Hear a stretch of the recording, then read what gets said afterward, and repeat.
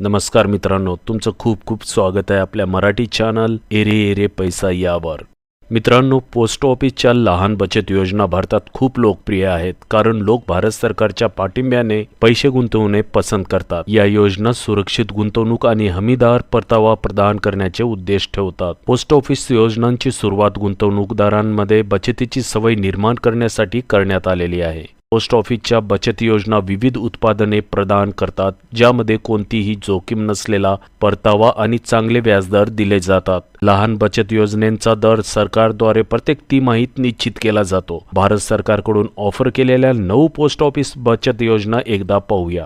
Number 1 ची post office scheme आहे post office saving account. ही बचत योजना एखाद्या पोस्ट ऑफिस बँक खात्यासारखीच असतात, जी तुम्ही कोणत्याही सार्वजनिक क्षेत्रातील बँकेत उघडता. पोस्ट ऑफिस सेव्हिंग अकाउंट व्यक्तिगत किंवा संयुक्त खात्यावर 4% वार्षिक व्याजदर देते, जो प्रत्येक जून तिमाहीनंतर बदलतो. सामान्य खात्याप्रमाणे या योजनेत चेकबुकची सुविधा नसते. या खात्यात ₹10,000 पर्यंतच्या व्याजावर 80 TTA अंतर्गत कर सूट मिळते. खात्यात किमान 500 शिल्लक असणे आवश्यक आहे.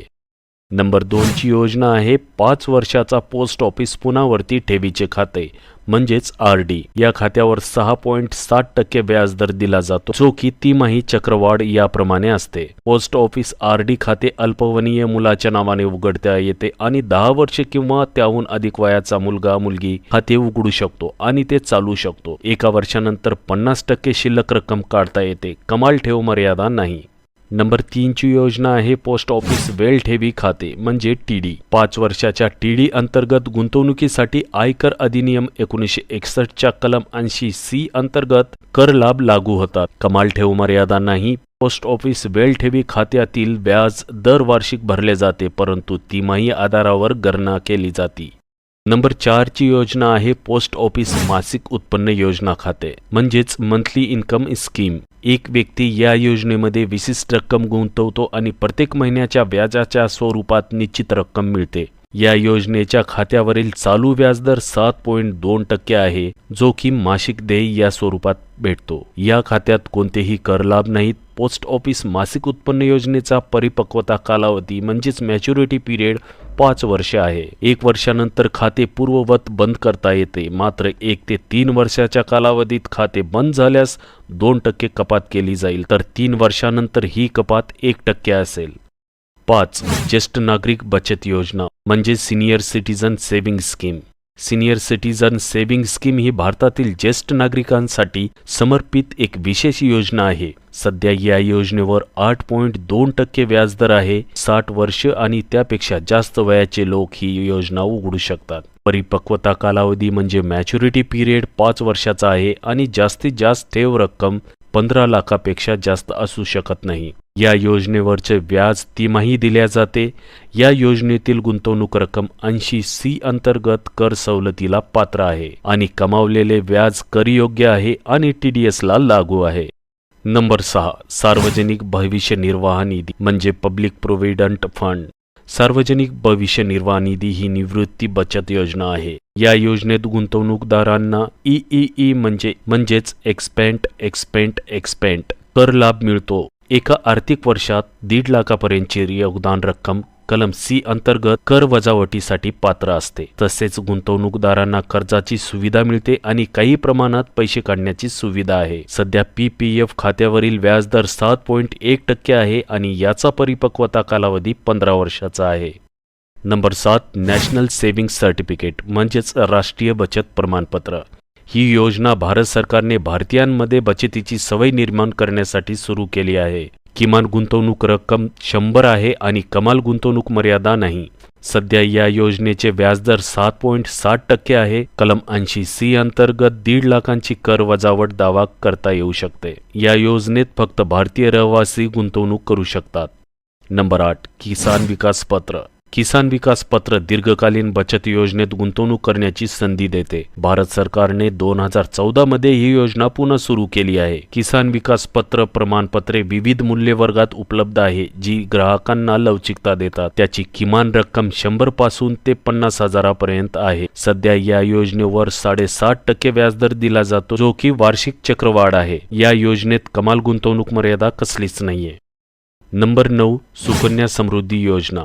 सुकन्या समृद्धी योजना मुलींचे भविष्य सुरक्षित करण्यासाठी पालकांना प्रोत्साहन देण्याच्या उद्देशाने सुरू करण्यात आलेली आहे. पंतप्रधान नरेंद्र मोदी यांनी 2015 मध्ये बेटी बचाओ बेटी पढाओ अभियानाअंतर्गत ही योजना सुरू केली आहे. सुकन्या समृद्धी योजना खाते मुलीच्या जन्मापासून ते 10 वर्ष वयाच्या आत कधीही उघडता येते. सध्या सुकन्या समृद्धी योजना खात्यावर 7.6% व्याजदर लागू आहे आणि किमान 1000 ते कमाल 1.5 लाख प्रतिवर्ष गुंतवणूक करता येते. आता पाहूया सतत विचारले जाणारे प्रश्न जे की तुमच्या मनामध्ये निर्माण होतात. नंबर 1, पोस्ट ऑफिस योजनांमध्ये गुंतवणूक का करावी?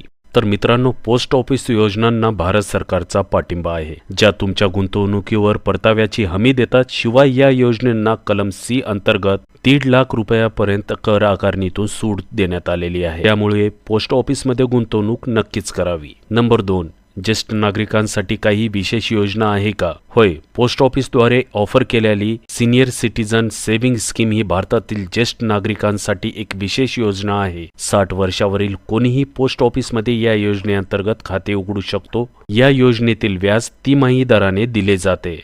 Number 3, post office Kanyadan Yojana देते का?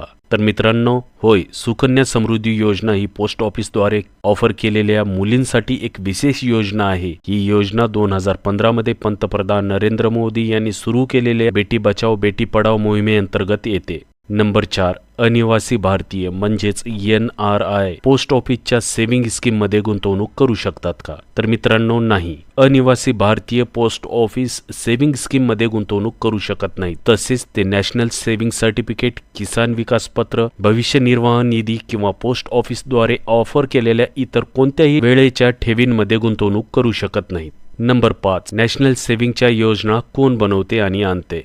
तर मित्रांनो, या पोस्टाच्या किंवा नॅशनल सेव्हिंगच्या सर्व योजना वित्त मंत्रालय राष्ट्रीय बचतीसाठी योजना तयार करते. नंबर 6, पोस्ट ऑफिस बचत योजना कर लाभ देतात का? मित्रांनो, सार्वजनिक भविष्य निर्वाह निधीला कर सवलतीच्या दृष्टीने EE चा फायदा आहे. PPF खात्यात वार्षिक 1.5 लाख तुम्हाला आयकर कायद्याच्या कलम 80C अंतर्गत कर कपातीसाठी पात्र बनवतील. तर मित्रांनो, आजचा हा माहितीपूर्ण व्हिडिओ तुम्हाला नक्कीच आवडलेला असेल. व्हिडिओ आवडला तर व्हिडिओला लाईक करायला विसरू नका. तसेच हा व्हिडिओ आपल्या फ्रेंड सर्कलला शेअर करायला विसरू नका. उद्या पुन्हा भेटूया एका नवीन व्हिडिओसह. तोपर्यंत तुमचा निरोप घेतोय. नमस्कार.